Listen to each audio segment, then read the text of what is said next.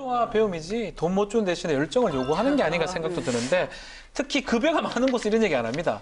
적은 곳이 이런 얘기를 많이 해요. 열정 그렇죠, 얘기를 많이 해요. 맞아요. 그리고 네. 거기에다가 하나 더 하는 게 이제 특히 이제 9세대들이 네. 더 먼저 세대들이 젊은이들한테 하는 말이 야 우리 때는 말이야 이거보다 더 조금 받고 이랬었어 이렇게 태도를 먼저 강요하는 거예요. 그래서 네. 예를 들면 개인이 열심히 안 한 게 문제지 이 구조는 문제가 아니라고 하면서 좀 구조적인 접근을 안 하는 거 아닌가 이런 생각도 들고요. 특히 요즘에 취업이 어렵다 보니까 네. 그 자리라도 받아야지라고 생각하는 젊은이들이 좀 있는 거 아닌가 싶거든요.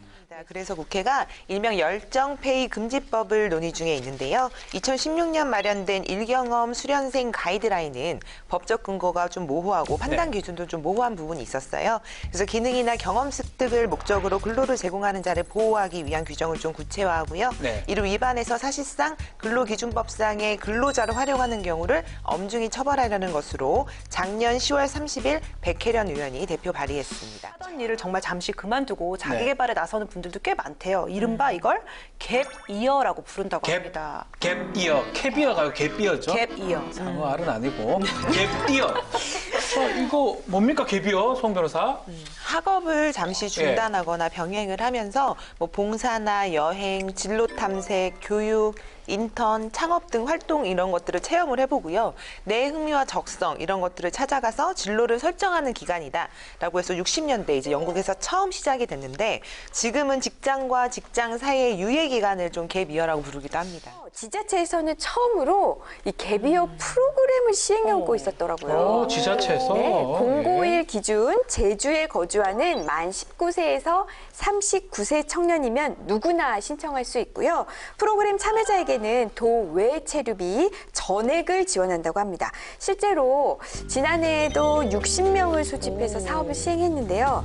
참가자들의 만족도가 무려 98% 매우 높은 것으로 조사됐습니다.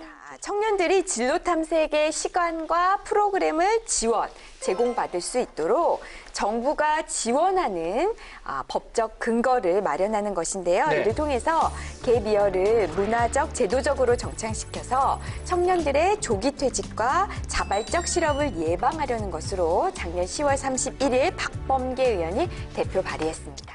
네. 청년들을 위한 기본법. 이 청년 기본법이 제정이 됐습니다. 세부 내용을 좀 소개해드릴게요. 대한민국 청년에 대한 체계적이고 종합적인 지원이 이루어질 수 있도록 청년의 권리와 책임을 선언하고요.